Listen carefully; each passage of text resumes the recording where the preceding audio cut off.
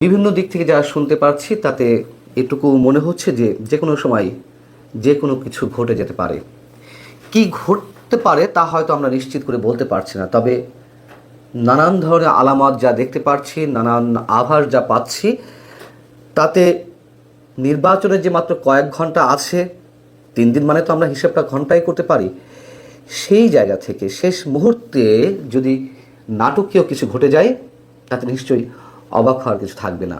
যেমন আমরা একটা তাৎপর্যপূর্ণ ইঙ্গিতময় বক্তব্য আপনাদের সামনে তুলে ধরতে পারি। ডক্টর দেবপ্রিয় ভট্টাচার্য, দেশের অন্যতম শীর্ষ অর্থনীতিবিদ, যাকে অনেকে বলেন যে 111-এর কারিগরদের অন্যতম, বলতেই পারেন, তা নিয়ে বিতর্ক রয়েছে। যাই হোক, ডক্টর দেবপ্রিয় ভট্টাচার্য রোববার রাজধানীতে একটি অনুষ্ঠানে কী মন্তব্য করেছেন তা অবশ্যই আমাদের একটু বিবেচনা নেওয়া দরকার।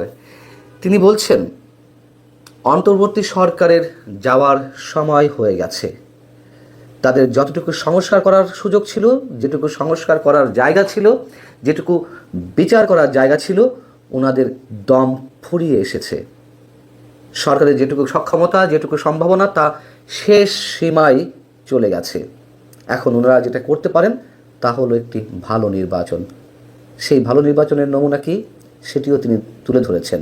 আমাদের মনে রাখা দরকার যে ডক্টর দেবপ্রিয় ভট্টাচার্য নিশ্চয়ই কোনো ধরনের ইঙ্গিত ছাড়া এই ধরনের মন্তব্য করেন না। তিনি বলছেন, আসন্ন নির্বাচন যথেষ্ট অন্তর্ভুক্তিমূলক নয়, তবে অংশগ্রহণমূলক করার সুযোগ এখনও আছে। নির্বাচনে সবার অংশগ্রহণের সুযোগ নিশ্চিত করতে হবে।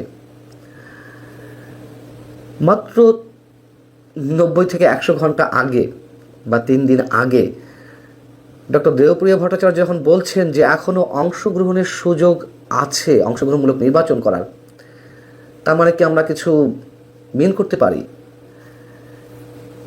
তিনি বলছেন যে এই সরকারের সময় শেষ, কিছুই করতে পারেনি, তবে শেষ মুহূর্তে একটা ভালো নির্বাচন বা অন্তর্ভুক্তমূলক নির্বাচন এই সরকার করতে পারে।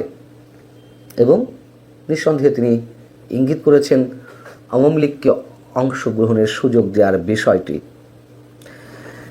দেবপ্রিয় আরও যে কথাগুলো বলেছেন তার আর সামান্য অংশ শোনায় আপনাদেরকে।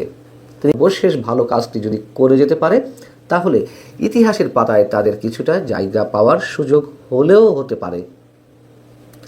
এর আগে শনিবার centre for policy dialogue CPD তারা একটি সংবাদ সম্মেলন করলো। সংবাদ সম্মেলনের বক্তব্য, মেসেজটি কী ছিল তাও নিশ্চয়ই আমরা সবাই পেয়েছি। সেখানে 12ই ফেব্রুয়ারি অনুষ্ঠেয় জাতীয় নির্বাচন থেকে আওয়ামী লীগকে বাদ দেওয়া হলে এই নির্বাচন অন্তর্ভুক্তিমূলক এবং গ্রহণযোগ্য হবে না আন্তর্জাতিক বিশ্বে। একটি বিশ্বাসযোগ্য, অংশগ্রহণমূলক ও গণতান্ত্রিক নির্বাচন নিশ্চিত করতে হলে সব প্রধান রাজনৈতিক পক্ষ এবং তাদের সমর্থক ভোটারদের অন্তর্ভুক্ত করা জরুরি। তা না হলে নির্বাচনের ফলাফল নিয়ে দেশ বিদেশে প্রশ্ন ওঠার আশঙ্কা থাকবে। আবারও সে প্রশ্ন করি, ডক্টর দেবপ্রিয় ভট্টাচার্য পার্সোনালি নিজের অবস্থান থেকে এই মন্তব্য করছেন রোববার, আর শনিবার তারই প্রতিষ্ঠান বলতে গেলে সিপিডি শনিবার এই মন্তব্য করল। আমি মাত্র কয়েকদিন আগে আপনাদের একটি বিশেষ গোয়েন্দা সংস্থা, মানে দেশের বাইরের একটি বিশেষ গোয়েন্দা সংস্থার প্রতিবেদনের কথা বলছিলাম যে ইলেকশন ইঞ্জিনিয়ারিং হবে। এটি যদি, মানে এটা বিভিন্নভাবে যেভাবে শোনা যাচ্ছে, যদি বিএনপি সেটি উপলব্ধি করতে পারে এবং উপলব্ধি করার পরেও যদি এই নির্বাচনে অংশ নিয়ে থাকে তাহলে সেটি হবে আত্মহত্যার শামিল। ওই প্রতিবেদনে ছিল যে যদি বিএনপি সত্যিই এটি উপলব্ধি করতে পারে তাহলে তারা শেষ মুহূর্তে এসে নির্বাচন বয়কটও করতে পারে। নতুন তফসিল অনুযায়ী নির্বাচন হওয়ার সম্ভাবনা ওই প্রতিবেদনে উল্লেখ করা হয়েছে 30শে জুনের কথা, এবং সেই নির্বাচনে আওয়ামী লীগ সহই সবার অংশগ্রহণমূলক একটা জায়গা থেকে নির্বাচনটি অনুষ্ঠিত হবে। ডক্টর দেবপ্রিয়র মতন নাগরিকরা যখন আওয়ামী লীগকে ইঙ্গিত করে কিছু বলেন, আমরা ধরে নিতে পারি বিশেষ কোনো আলামতের প্রেক্ষিতেই তাদের মতো মানুষেরা এই মন্তব্য করছেন। গণভোট নিয়ে যে ষড়যন্ত্র চলছে, ডক্টর আলী রিয়াজের মতন কিছু মানুষ ডিপ স্টেটের প্রতিনিধি হয়ে এখানে খেলছেন। তাদের বিভিন্ন ধরনের উদ্দেশ্য রয়েছে। যুক্তরাষ্ট্রের অ্যাসাইনমেন্ট নিয়ে অথবা ডিপ স্টেটের অ্যাসাইনমেন্ট নিয়ে তারা এখানে অনেক কিছু করার চেষ্টা করছেন। এমন অভিযোগ এখন গুটি কয় মানুষের মধ্যে সীমাবদ্ধ নেই। যারা এই রাষ্ট্রের খুব গুরুত্বপূর্ণ স্টেক হোল্ডার, বিভিন্ন সেক্টরে যারা নিজেদের গুরুত্বপূর্ণ ভূমিকা রাখছেন, তাদের মুখ থেকে এখন এই ধরনের কথা বেরিয়ে আসছে। এবং যে ডিপি ওয়ার্ল্ডের সঙ্গে চট্টগ্রাম বন্দর ইজারা দেওয়াকে কেন্দ্র করে যা কিছু হয়ে আসছিল, সেখান থেকে সরকার পিছু হটেছে, এর আগে আমি আপনাদের জানিয়েছি।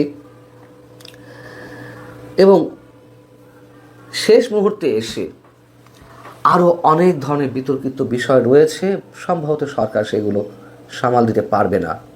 এবং অনেকেই বলছেন এর চেয়েও যদি ভয়ঙ্কর কিছু ঘটে যায়, যা আমরা অনুমান করছি, নির্বাচন পিছিয়ে যেতে পারে, নির্বাচন নাও হতে পারে।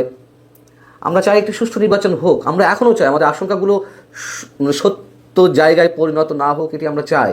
কিন্তু যেই আশঙ্কা আরও তীব্র হচ্ছে, নির্বাচনে শুধু পিছিয়ে যাওয়াই নয়, এর চেয়েও যদি ভয়ঙ্কর কিছু ঘটে, তাতেও নিশ্চয়ই অবাক হওয়ার কিছু থাকবে না। বিশেষ বিশেষ স্বার্থান্বেষী পক্ষ তারা তাদের এজেন্ডা বাস্তবায়নের জন্য অনেক কিছুই করতে পারে, কিন্তু তারা যে সবসময় আবার সফল হবে, নিশ্চয়ই ইতিহাস সে কথা বলে না।